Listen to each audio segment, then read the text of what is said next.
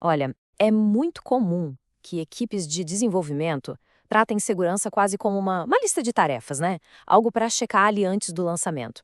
Mas hoje a gente vai explorar uma filosofia bem diferente e eu diria muito mais robusta.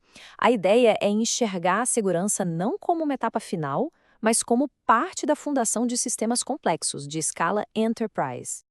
E para a gente conseguir entender bem essa mudança de mentalidade, o material de origem traz uma analogia que é simplesmente perfeita e que vai guiar toda a nossa conversa. Pensa o seguinte: segurança de uma aplicação é como projetar um submarino. A questão aqui não é só focar em não afundar, é garantir que toda a estrutura, o casco mesmo, aguente uma pressão absurda.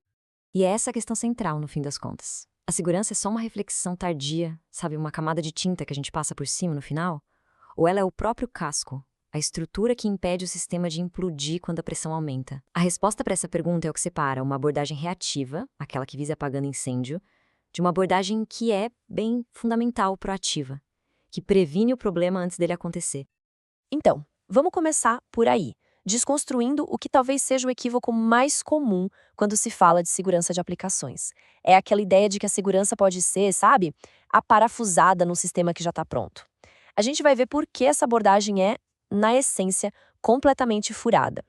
E aqui fica bem claro o contraste. De um lado, essa mentalidade de segurança como camada. Ela é tática, reativa. Pensa naquelas varreduras de vulnerabilidade feitas na correria, nos patches aplicados das pressas. Do outro lado, a segurança como estrutura. Isso aqui já é uma filosofia, é algo estratégico. O objetivo não é ficar tapando o buraco, mas sim projetar uma arquitetura que, desde o seu nascimento, já seja resistente a ameaças.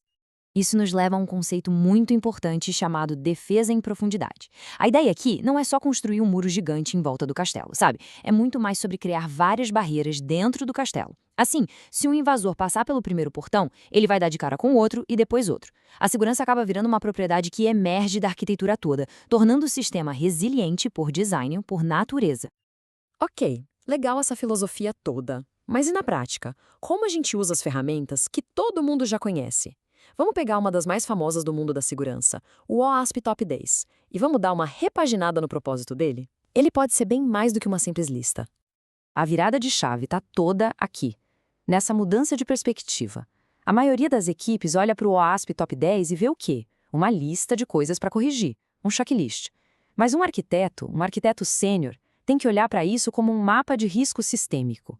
Cada item ali não é só um bug para ser esmagado, é um sintoma, um sinal que aponta para uma possível fraqueza na fundação, na arquitetura do sistema. Certo. Agora vamos para os exemplos concretos. Vamos falar dos fantasmas na máquina. São aqueles perigos que se escondem bem nas entrelinhas da arquitetura, sabe? Aqueles que uma mentalidade de checklist simplesmente não enxerga. É aqui que a teoria encontra a vida real. E o primeiro fantasma, ele aparece justamente onde a gente costuma se sentir mais seguro, na nossa lógica de autorização. As policies do Laravel, por exemplo, são super poderosas, todo mundo sabe, mas elas podem esconder um risco muito sutil, o de se desconectarem da realidade do negócio, que, como a gente sabe, muda o tempo todo. Olha, essa analogia do material de origem captura o problema com uma perfeição incrível. Pensa bem, a fechadura biométrica está lá, funcionando direitinho, só que a porta agora leva para o andar errado. No software é a mesma coisa. O negócio evolui, surgem novas funções de usuário, novas relações entre as coisas, e aquelas regras de autorização que tecnicamente ainda funcionam se tornam perigosamente obsoletas. Então, qual é a solução arquitetural? É tirar a autorização daquele fluxo simples de request e response e trazer ela para dentro do domínio do negócio. Na prática, isso quer dizer algumas coisas. Primeiro, modelar as políticas de acesso como objetos de valor, os famosos value objects, que são imutáveis. Segundo, avaliar essas políticas em tempo real. E terceiro, e talvez mais importante, é parar de tratar a autorização como uma checagem única na porta de entrada e passar a vê-la como um fluxo contínuo que se adapta junto com o sistema. Beleza.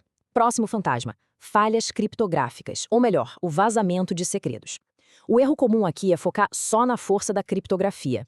Ah, meu dado está criptografado no banco. Ótimo. Mas o perigo de verdade, o mais sutil, está no fluxo dessa informação dentro do sistema, mesmo quando o dado está lá, paradinho e criptografado. E essa outra analogia aqui é fantástica. Ela mostra essa falha de pensamento de forma muito clara. Pensa comigo. De que adianta ter um cofre à prova de bomba, super seguro, se ele está no meio de uma sala cheia de câmeras e microfones ligados na internet? Não adianta nada. Proteger só o conteúdo do dado é inútil se todo o contexto de acesso a ele, onde ele é descriptografado, para onde ele é mandado, o que vai parar nos logs, está totalmente exposto. Uma abordagem mais estruturada para resolver isso passa por classificar os dados. Como a gente pode ver nessa tabela, dá para criar níveis. Por exemplo, restrito, confidencial, interno. E cada nível desses vem com um conjunto de regras bem rígidas que definem o ciclo de vida daquele dado. Um dado restrito, por exemplo, tem uma regra clara. Ele nunca, jamais pode sair do domínio do negócio ou ser serializado em texto claro num log. Assim, a gente garante que tanto o cofre quanto a sala ao redor dele sejam seguros. Beleza, e o nosso último fantasma é a tal da injeção. Mas calma, não é só da injeção de SQL que a gente está falando. O perigo aqui é mais sutil. É uma forma de injeção lógica, que contamina o contexto interno da aplicação. E o pior, ela adora se esconder justamente naquelas camadas de abstração que a gente cria para facilitar a vida.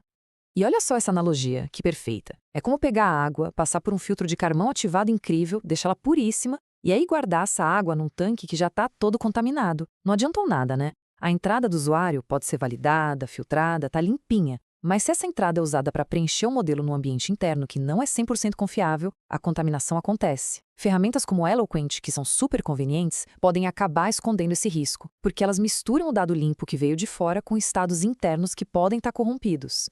A solução para isso é uma coisa: isolamento rigoroso de contexto. O fluxo tem que ser sagrado. A entrada bruta que a gente nunca confia fica isolada lá na camada de fora. Aí, ela é transformada em DTOs, os Data Transfer Objects, que são basicamente estruturas de dados já validadas e confiáveis.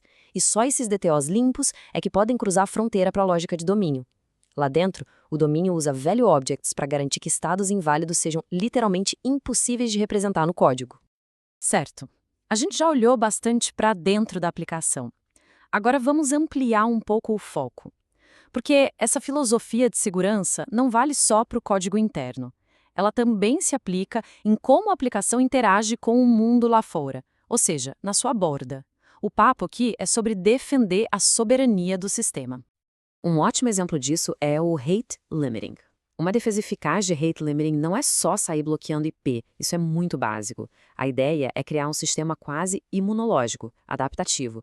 Isso significa limitar por identidade do usuário, por origem, claro, mas também por comportamento, por exemplo, a frequência de erros e, o que é crucial, por recurso, proteger os endpoints mais críticos do sistema de uma forma muito mais agressiva. E falando em defesa, essa analogia da usina nuclear para o Content Security Policy, ou CSP, é muito, muito boa. Ela serve para lembrar de uma coisa. Mesmo que o back-end seja um cofre, o front-end continua sendo uma das principais portas de entrada para ataques. O CSP funciona exatamente como as zonas de contenção da usina. Se algo der errado numa parte, barreiras internas impedem que o problema se espalhe e contamine o resto todo. Ok, a gente passou pela filosofia, viu os fantasmas na prática e falou sobre a defesa na borda. Então, qual é a grande lição aqui? O que essa mudança de pensamento realmente significa para quem projeta e constrói software no dia a dia? A lição, no final das contas, é esta. Segurança não é uma tarefa com começo, meio e fim. Não é um item para riscar da lista. Segurança é uma propriedade que precisa ser arquitetada. Esse é o verdadeiro mandato de um arquiteto de software. Não se trata de fazer uma varredura antes do deploy, mas sim de criar uma cultura, uma mentalidade contínua de resiliência em cada decisão de design, todos os dias. E para fechar, fica aqui essa pergunta para reflexão. Porque no fim, as ameaças mais perigosas não são aquelas que a gente encontra num checklist. São as vulnerabilidades silenciosas, aquelas que nascem de suposições erradas e de decisões de arquitetura que a gente simplesmente nunca parou para questionar de verdade.